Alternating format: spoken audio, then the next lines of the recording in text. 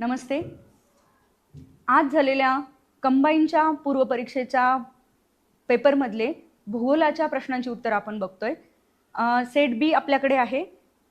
प्रश्न क्रमांक 11 ते 20 यामध्ये भूगोलाचे प्रश्न आपल्याला विचारलेले होते. त्यातला पहिला प्रश्न, खालीलपैकी कोणती जोडी ही शहरी एकत्रीकरण या संकल्पनेमध्ये येते? या शहरी एकत्रीकरण म्हणजे अर्बन अग्लोमरेशन या संकल्पनेमध्ये दोन शहरं जेव्हा सलगपणे वाढतात म्हणजे कंटिन्युटी असावी लागते, त्याला अर्बन ॲग्लोमरेशन किंवा शहरी एकत्रीकरण ही संकल्पना म्हटली जाते. तर बाकीच्या तीनही ऑप्शन्समध्ये तुम्हाला शहर वेगवेगळे वाढलेले दिसत आहेत. मुंबई आणि नवी मुंबई हे सलगपणे वाढलेले, त्यामुळे याचं उत्तर आपलं येताना येतंय मुंबई नवी मुंबई. मुंबई नवी मुंबई हे 1,84,00,000 एवढी लोकसंख्या असलेलं महाराष्ट्रातलंच नाही तर देशातलं सगळ्यात मोठं अर्बन ॲग्लोमरेशन किंवा शहरी एकत्रीकरण म्हणून बघितलं जातं. त्यामुळे याचं उत्तर 2 असणार आहे. पुढचा प्रश्न, उत्तर महाराष्ट्रातील 150 मेगावॅटचा सौर ऊर्जा प्रकल्प कोणत्या जिल्ह्यामध्ये आहे? तर धुळे जिल्ह्यामधल्या साक्री तालुक्यामध्ये हा प्रकल्प स्थापन केलेला आहे. पुढचा प्रश्न, सियाचीन ही हिमनदी लडाखमधली कोणती हिमनदी ही शोक नदीमध्ये वाहते? याचं उत्तर आपलं 2 म्हणजे रिमो ही हिमनदी शोकची मुख्य नदी आहे असं आपण म्हणूयात. यातले जे ऑप्शन्स आपल्याला दिले होते त्यातला पहिले हिप्सार नावाची जी हिमनदी आहे 49 किलोमीटरची, जी हुंजा नदीला जाऊन मिळते किंवा हुंजा नदीचा उगम हिप्सारमध्ये होताना आपल्याला दिसतो. आणि आत्ता सध्या पाकव्याप्त काश्मीरमध्ये जे काही करंट अफेअर्समध्ये चाललेलं आहे आणि धगधगता तुम्हाला पाकव्याप्त काश्मीर दिसतोय, तिथला गिलगिट बाल्टिस्तान या एरियामध्ये तुम्हाला ही हिप्सार नदी वाहताना दिसते. पुढचा रिमो मी ऑलरेडी सांगितलं की 40 किलोमीटरची आपल्या शोक नदी, आपलं उत्तर हेच आहे. पुढची झेमू. झेमू मुळात ही पश्चिम हिमालयाचा पार्टच नाहीये, झेमू ही पूर्व हिमालयाचा पार्ट येते आणि आपली सिक्कीममध्ये उगम पावणारी तिस्ता नदी हिचा उगम ह्या झेमू ग्लेशियरमध्ये किंवा हिमनदीमध्ये होताना दिसतो. आणि पुढची ड्रांगडुंग ही जी नदी दिलेली आहे हिमनदी, तुम्ही दोडा नावाचं नदीचं नाव ऐकलेलं असेल तर ती दोडा नदी ही ड्रांगडुंगमधनं उगम पावते. आपलं उत्तर मात्र ह्याचं मी ऑलरेडी दाखवलं तुम्हाला, सियाचीनचं रिमो म्हणजे 2 उत्तर त्यांना दिसतंय. पुढचा प्रश्न, 2001 ते 2011 या काळात महाराष्ट्रात लोकसंख्या वाढीचा दर 15.99% होता. तर हे अगदी बरोबर आहे आणि आपल्याला हे पाठच असतं, त्यामुळे पहिलं बरोबर आहे. 2011च्या जनगणनेनुसार महाराष्ट्र राज्यातील तिथे दिलेली जी लोकसंख्या तुम्हाला दाखवली आहे ती एकूण 2011ची लोकसंख्या म्हणून तुम्हाला दिलेली आहे. लोकसंख्येपैकी मुस्लिम लोकसंख्या ही 10.6% होती. खरं म्हणजे दोन्ही आकडे चुकलेले आहेत. सो आपली लोकसंख्या 2011 प्रमाणे 11,23,74,333 एवढी होती आणि त्यापैकी मुस्लिम लोकसंख्या ही 1,29,71,152 एवढी होती. आणि म्हणून पर्सेंटेजमध्ये टक्केवारीमध्ये जर बघायला गेलो आपण तर ही 11.54% एवढी येते. त्यामुळे हा ब हा चुकलेला दिसतोय. पुढचा क, 2011च्या जनगणनेनुसार केरळ राज्यात सर्वाधिक कृषी घनता आढळली. तर हे पण वाक्य बरोबर आहे. चौथं वाक्य जे आपल्याला दिलेलं आहे यात, 2011च्या जनगणनेनुसार 0 ते 6 वयोगटातील म्हणजे बाललिंग गुणोत्तराबद्दल बोलले. अव्वल 10 राज्यांमध्ये सिक्कीम, अरुणाचल, जम्मू काश्मीर, छत्तीसगड, मणिपूर, नागालँड, राजस्थान, मध्य प्रदेश इत्यादी राज्ये दिलेली आहेत. आता ह्याच्या 2 जरी आपल्याला माहिती असतील तरी खरं ह्याचं उत्तर यायला पाहिजे. पहिलं की अरुणाचल बरोबर आहे, की अरुणाचल हे खरं म्हणजे सगळ्यात जास्ती बाललिंग गुणोत्तरामध्ये पुढे असलेलं राज्य होतं आणि त्याची बाललिंग गुणोत्तर 972 एवढं 2011 प्रमाणे आपल्याला दिसतं.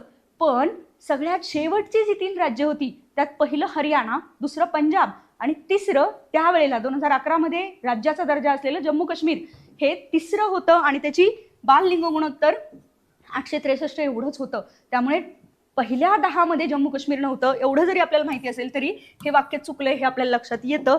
त्यामुळे ब आणि ड चुकलेलं आहे आणि आपल्याला बरोबर कुठली आहेत तर अ आणि क म्हणजे याचं उत्तर 3 येताना दिसतंय.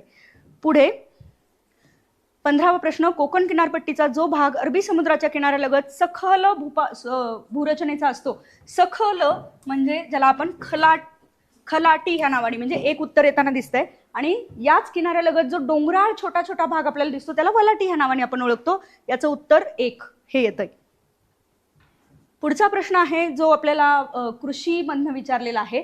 तर पहिली रत्ना नावाची जी आंब्याची जात आहे ही पहिल्यांदा 1981 मध्ये, सिंधू ही त्यानंतर म्हणजे 1992 मध्ये, कोकण रुची 1999 आणि कोकण सम्राट म्हणजे 2000 सगळ्यात शेवटी आत्ताच्या याच्यानुसार सगळ्यात शेवटची म्हणजे 2014 मधली कोकण सम्राट. तुम्हाला दिसेल की ह्या सगळ्याच्या सगळ्या जातींमध्ये हापूस आंब्याचं संकर केलेलं आहे. रत्ना, हापूस आणि नीलम यांचं संकरित जमात जात. सिंधू ही हापूस आणि रत्ना म्हणजे रत्नापासूनच बनवलेली आहे. रुची म्हणजे कोकण रुची ही हापूस आणि नीलम, आणि कोकण सम्राट ही हापूस आणि खरं म्हणजे ही एक मेक्सिकन व्हरायटी आहे टॉमी अल्टिन्स नावाची, याच्यापासून बनवलेली. सो हे इथे येताना उत्तर तुम्हाला याचं उत्तर येताना रत्ना 3 म्हणजे आपल्याला 4 हे उत्तर येताना दिसतंय. पुढचं आपण बघतोय 17 प्रश्न. आता बघा इथे प्रशासकीय विभाग आधी दिलाय, मग त्यानंतर की त्याचा जिल्हा कुठला आहे, आणि मग शेवटचा आहे तो जलाशय किंवा तलाव कुठला आहे याबद्दल विचारलेला आहे. त्यामुळे तिन्हीही बरोबर आहेत का हे आपल्याला बघणं आवश्यक आहे. त्यातलं आपण पहिलं बघूयात की हा तावरजा नावाचा जो जलाशय किंवा तलाव आपण म्हणूयात, हा धाराशिव मध्ये नसून हा लातूर मध्ये येतो, आणि म्हणून हे पहिलं चुकलेलं आहे. दुसरा नागपूर, भंडारा, उमरझरी. हे उमरझरी नावाचं ठिकाण हे जरी भंडाऱ्यामध्ये असलं किंवा भंडाऱ्यापासून उमरझरी तलाव हा 60-62 किलोमीटर जरी येत असला तरी उमरझरी तलाव मात्र गोंदिया जिल्ह्यामध्ये वसलेला आहे. त्यामुळे हे दुसरं सुद्धा वाक्य चुकलेलं आहे. आपल्याला विचारलंय काय तर अयोग्य काय आहे हे विचारलेलं आहे. पहिले 2 तर डेफिनेटली चुकलेले आहेत. त्यामुळे जेव्हा आपण आपल्या पर्यायांकडे जातोय सो हा असू शकत होता, पण दुसरं पण चुकलंय म्हणून हा असू शकणार आहे. आता पुढचा जो दिसतोय की पहिलं 100% चुकलंय हे माहिती आहे, त्यामुळे हे पण उत्तर असू शकत नाही आणि हे पण उत्तर असू शकत नाही, कारण त्याच्यामध्ये दिलेलं नाही. मग आता पहिल्या दोघांमध्ये मधनं जर घ्यायचं असेल तुम्हाला तर 100% तुम्हाला उत्तर 2 हे घ्यावं लागेल. पण खरं म्हणजे तिसऱ्याला जर तुम्ही गेलात अमरावती, वाशिम, चिखली, तर चिखली नावाचा जो जलाशय आहे हा बुलढाण्यामध्ये येताना दिसतोय. त्यामुळे तिसरं जे वाशिम मध्ये नसून तो बुलढाण्यामध्ये आहे, त्यामुळे तिसरा क हा पण खरं तर चुकल्यासारखा दिसतोय तुम्हाला. पण पर्यायांवरनं जर आपण गेलो तर त्याचं उत्तर 2 घ्यावं लागेल. पुढे नद्या आणि उपनद्या विचारलेल्या आहेत. त्यातलं तापी नदीची उपनदी हे खूप सोपं, सगळ्यांना तुम्हाला पाठ असलेलंच असतं. तापी नदीची उपनदी बोरी, तापीची उपनदी बोरी म्हणजे ते यायला पाहिजे 2, म्हणजे उत्तरांमधलं हा आणि हा ऑप्शन तर पूर्णपणे गेला. पूर्णा नदीची नळगंगा, त्यामुळे पूर्णाचं 3 बीचं 3 यायला पाहिजे, म्हणजे उत्तर आपलं 3 येताना दिसतंय. पुढचा प्रश्न आहे तुमचा तलावांचं शहर आपल्याला जिल्हा ओळखायला सांगितलेला आहे. याच्यामध्ये तलावांचं शहर या जिल्ह्यामध्ये आहे. तलावांचा जिल्हाच म्हणून विचारलं आपल्याला तर तो वेगळा येतो हे माहिती आपल्याला, पण तलावांचं शहर म्हणून बघितलं तर ते या एका वाक्यावरनं खरं तर तुमचं उत्तर यायला पाहिजे, ते म्हणजे ठाणे. पण पुढचं सुद्धा जर बघितलं की या जिल्ह्यामध्ये दारुगोळा शस्त्रनिर्मितीचा कारखाना आहे, अंबरनाथमध्ये हा कारखाना आहे हे माहिती आपल्याला. एक तालुका धातूच्या वस्तू आणि नक्षीकामासाठी प्रसिद्ध आहे, आणि मुशी जातीचं गवत या जिल्ह्यामध्ये, त्याचं उत्तर आपलं 3 म्हणजे ठाणे येताना दिसतंय. शेवटचा प्रश्न आपल्याच्या यातला आता की 4 आपल्याला टेकड्या दिलेल्या आहेत किंवा डोंगररांगा दिलेल्या आहेत. सातमाळा, गाळणा, अक्राणी आणि दरकेसा यांच्यापैकी महाराष्ट्राच्या ईशान्य भागामध्ये कुठली टेकडी वसलेली आहे हे विचारलंय. आता ईशान्य, वायव्य, नैऋत्य आणि आग्नेय, मुळात ह्या दिशा आधी तुम्हाला माहिती पाहिजेत.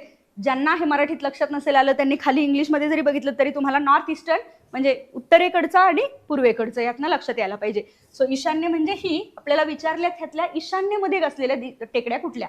आणि पहिली सातमाळा, गाळणा आणि अक्राणी आईदर उत्तरेकडे किंवा या वायव्येकडे, महाराष्ट्राच्या वायव्येकडे, त्या म्हणजे या भागामध्ये असणाऱ्या टेकड्या आहेत. त्यामुळे A, B आणि C, अ, ब, क तीनही बरोबर नाही. फक्त दरकेसा ही टेकडी आपली इकडे ईशान्येला येते, त्यामुळे ह्याचं उत्तर फक्त ड हे असणार आहे.